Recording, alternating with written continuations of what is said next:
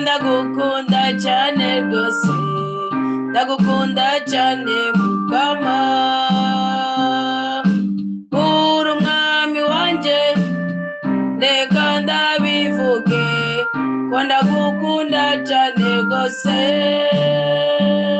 nkundira ndabivuge ko ndagukunda cyane rwose, ndagukunda cyane mukama,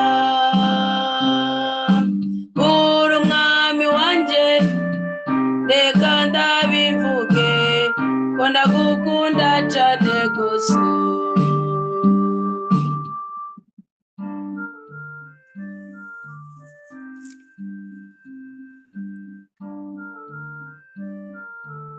Nimwishimire agahazo, nimwizere ikizova mu busuma, itunga niyo ryagwira, umutima wawe ntuze ugihambirire ko.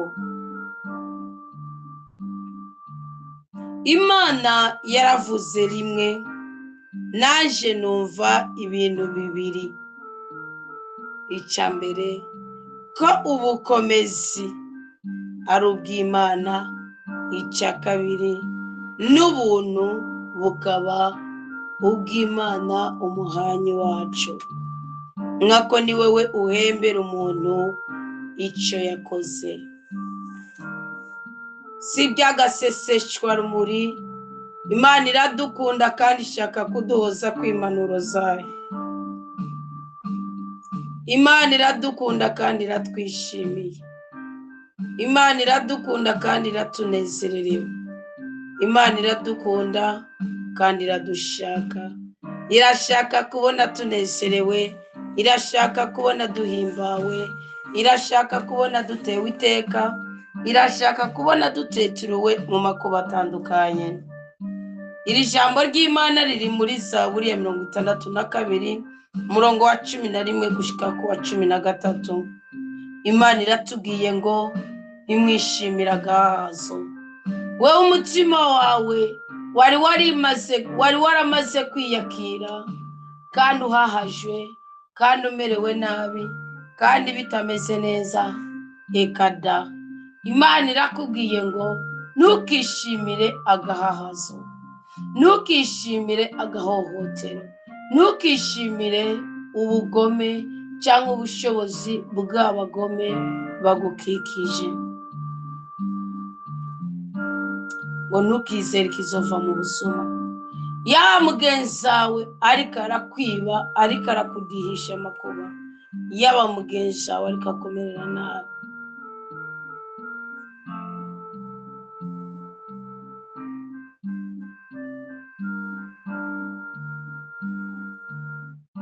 ndetse nawe yubawe, ntukabifate ngo ubigire ibyawe, kuko umusuma ntazokwigera yeregwa n'inabi yakugiriye, kandi nawe ubwawe nimba uri umusuma ntuzokwigera weregwa kubw'inabi wakoreye abandi. Oyaye, ntibikunda ntibyoshoboka, ntibikunda ntibyokwemera. Ndabahaye ikaze muri uyu mwanya mwiza w'ijambo ry'Imana. Ni ijambo ry'Imana rya mbere ritanguye kuri uyu munsi wa kabiri, igenekerezo rya 21. Imana mushobora byose nitwishimira. Imana mushobora byose niduhezagira. Imana mushobora byose nitubohora. Imana mushobora byose yo iduhaye kubona umuco, yo iduhaye kuza kuri uyu musozi w'ubutabazi bw'Imana muri saa sita.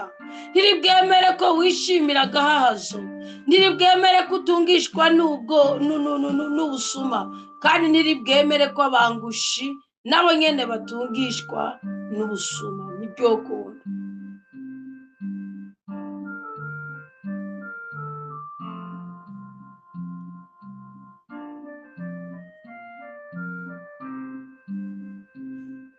Nibyo kunda.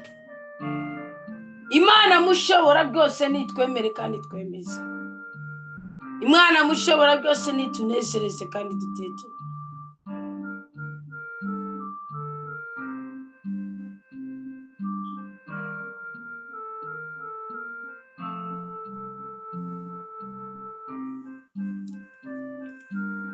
Reka kwiheba, reka kwihebu, kandi ntukizere ko abambuzi b'amahoro bazokweregwa mu kukwabura umugisha.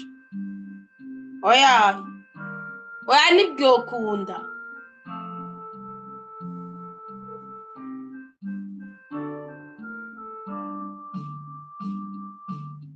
Bibiliya yavuze ngo itunga ryawe ntiryagwira, ngo umutima wawe ntuzugihamireko.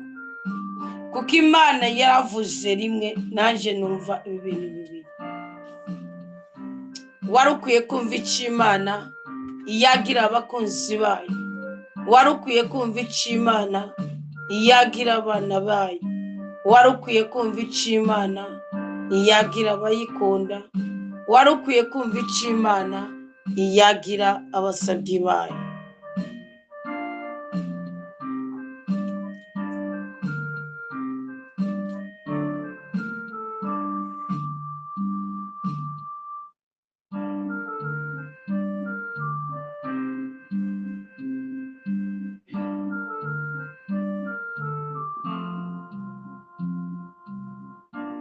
Ubukomezi bwoshobora gutabara uyu munsi n'ubw'umukama, n'ubw'Imana. Umutaha ukeneye kugira ngo uyu munsi ushobore kubaho neza ntaho nzi. Hari igihe ukeneye amafaranga, Imana irayafise. Hari igihe ukeneye umushahara, Imana irawufise. Hari igihe ukeneye akazi, Imana iragafise. Hari igihe ukeneye urugo, Imana irarufise. Hari igihe ukeneye ubwenge, Imana irabufise. Hari igihe ukeneye uburyohe bw'ubuzima, Imana irabifise.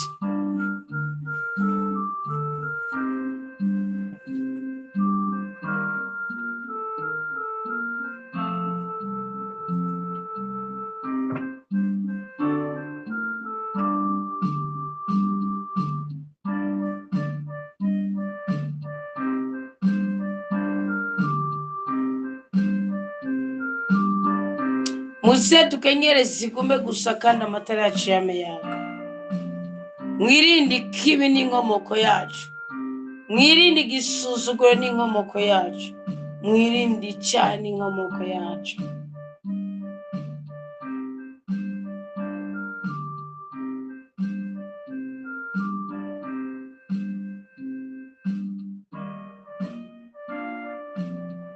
Ubukomezi tujye gukoresha uyu munsi, kuri uyu munsi udasanzwe, si ubukomezi bwacu.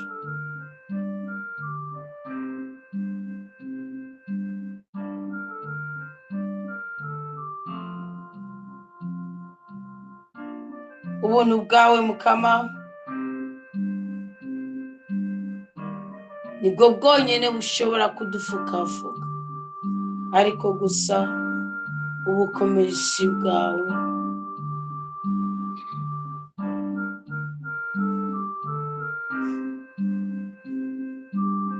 tugirire ikigongo, tugirire ikigongo.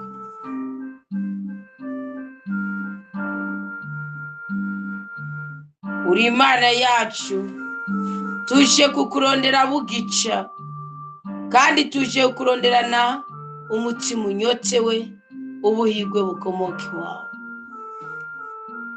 Uwiteka, tugirira ikigongwe, ntuduhora akabi kacu, ntunaduhora akabi gakomoka ku babyeyi batwibarutse. Ngirira ikigongwe kuko umutima wanje urakunyoteye. Ndashaka ko ubutunzi bwanje bukomoka iwawe. Ndashaka ko mu butunzi bwanje no kwigera nk'ujyajyanye kimwe muri 10, kandi ndashaka ko imikoshiyo y'inkura ko imigisha ikanyuzura, imibabaro ukayinkura ko n'ibisuzuguriro ukabyomora.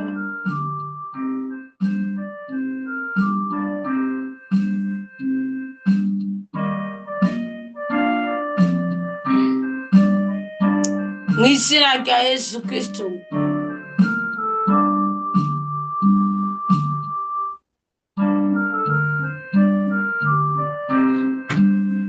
Abana bawe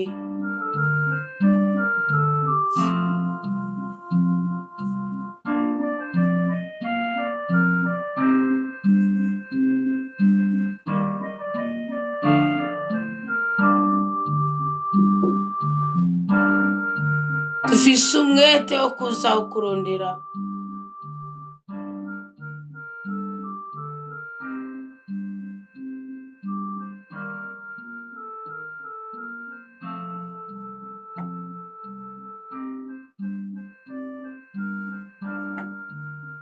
Tugirira impuhwe urukundo rwawe rudutwikira. Tugirira impuhwe imbabazi zawe zitubeko. Umutima wawe w'ububyeyi utwuzuze nawe.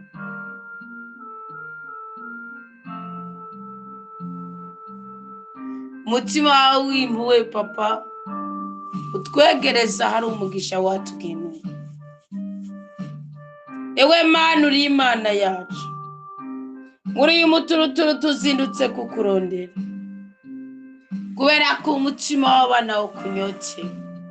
Turakunyotewe ngo udukize, turakunyotewe ngo utubohore, turakunyotewe ngo udutabare, turakunyotewe ngo uduhembure, turakunyotewe ngo udutere iteka, turakunyotewe ngo uduteturire mu makuba hatandukanye.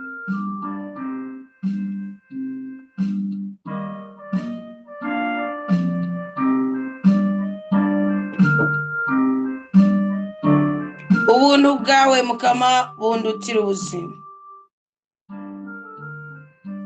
Umunwa wanje uzokwa mu gushimagiza.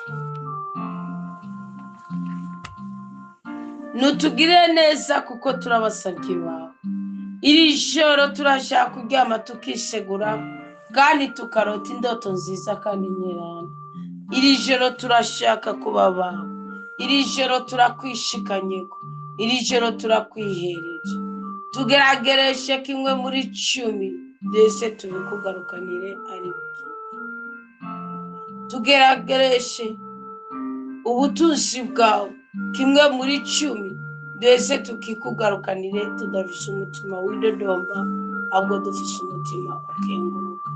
Tugeragereshe ububasha bwawe, tugeragereshe urukundo rwawe, tugeragereshe imbabazi zawe, turageragereshe amahoro yawe, tugeragereshe ububasha bwawe, tugeragereshe ubushobozi bwawe.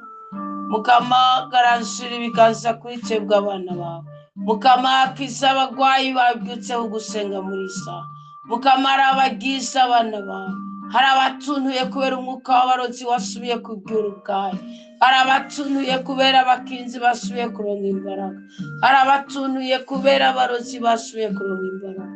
Ongera ukore ushingiye ku bisoje bya twebwe abasabyi bawe. Turahamagaye amahoro y'Imana mu gihugu cyacu. Turahamagaye ububasha bw'Imana.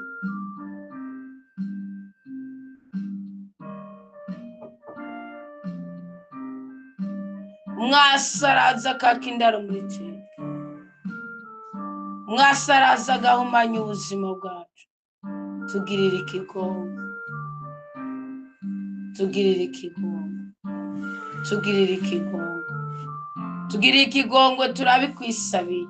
Icyacu biciriza mu ryo hagati ya 6 na 7. Turakizanye kandi tukizananye umutima ukunda. Turakizanye kandi tukizananye umutima ukenguruka. turakizanye kandi tukizananye umutima wisigiye ko hari ikintu gishasha ugiye gukorera ubuzima bwacu. Dawa twese ubyagiye mu ijuru, izina ry'umwana wa Yesu Kristo niho turi gusengera.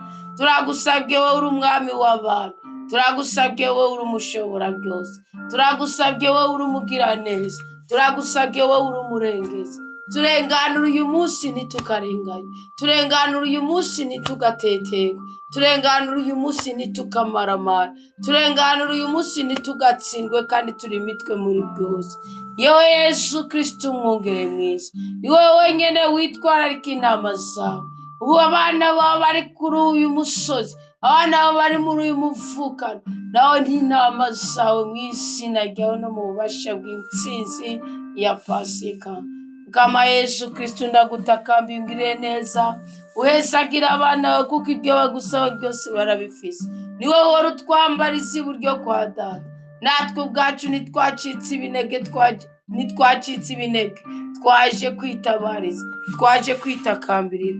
Yesu nuturonse neza, Yesu nuturonse amahoro, Yesu nuturonse umugisha, Yesu nudutera iteka, Yesu nuduteturure, Yesu nudutandukanye n'abarozi, Yesu nudutandukanye n'abaraguza abacisha uburozi, ababura imbuto zacu, abaterateranya amate bagaterateranya imyuka mibi bagaterateranya imiti yo mu ishyamba, kugira ngo bubahuke gusenyura ikirimba cy'Uwiteka muri twebwe. Nta bubasha bakidufiseko, nta nkomezi bakidufiseko. Yesu nutugirire ikigongo, Yesu umwana wa Dawudi, wewe uri umwagazi w'Imana, wewe wazutse natwe twazukanye nawe, wewe uri ukura abandi ibicuro, twabohokeye mu maraso yawe. Tugirire ikigongo, tugirire ikigongo, tugirire ikigongo. Imbabazi zawe nizitubeko, urukundo rwawe nirutubeko, amahoro yawe natubeko, ubushobozi bwawe nibutubeko. Yesu Kristo mukunzi mwiza, Yesu Kristo mwami w'abantu, Yesu Kristo umugira neza. Ewe Yesu, ntukirengagize gusenga tugize muri iki gicaniro c'inava ca 6:30, iri zamu ridasanzwe ryo hagati ya 6 na 9. Uyu munsi dutanguye iminsi yo kwisuzuma, twongera tukaraba ko duhagaze neza kandi tunyonye nawe. Turagomba kongera kwibutsa ku migisha yacu, kuko Bibiliya iratubwira ngo ntimugaceceke Uwiteka adahejeje guha umugisha Yerusalemu. Ntidushobora guceceka utaraduha amahoro, ntidushobora guceceka utaraduha ibyiza bitandukanye, ntidushobora guceceka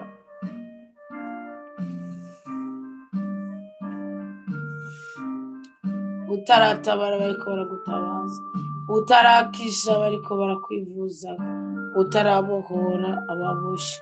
Mukama tugirire neza udutabara, tugirire neza utunezereze, tugirire neza uturinde kubabara, utugirire neza utwagure twagukirwe, tubohore tubohoke, udutere iteka kandi uduteturure mu makuba atandukanye. Turagushimiye, turagukengurukiye.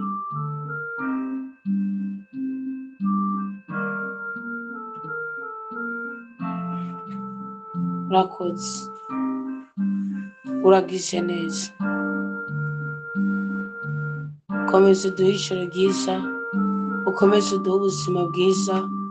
Uyu munsi turasa impanuka, uyu munsi turasa umubabaro, uyu munsi turasa agahinda, uyu munsi turasa intuntu, uyu munsi turasa icangiro, turasa ikibengero. Twatuye ubuzima bwiza mu izina rya Yesu Kristo, kuko turahiriwe. Ni mu izina rya Yesu Kristo natuye umugisha w'Imana kuri twebwe twese, nkavuguruza icitwa agacinyizo, akavuyo, agashinyaguro, icangiro n'akajagari. Kandi ndatuye ko uyu munsi turabakomeye, tugiye guhabwa ibintu byiza bishasha. Nkanashimira Imana yatubigiyemo umutima wo kutayigegenya kimwe muri 10, kuko nibyo bidukura ku cavu bikadushira ku canda, bikadukura mu gusuzuguriro, bikadushira mu budahangarwa. Amen. Ijoro ryiza kuri twebwe twese, amahoro y'Imana yo mu mitima yanyu kandi ububasha bwa mushobora byose bukorera muri twebwe twarahezagiwe.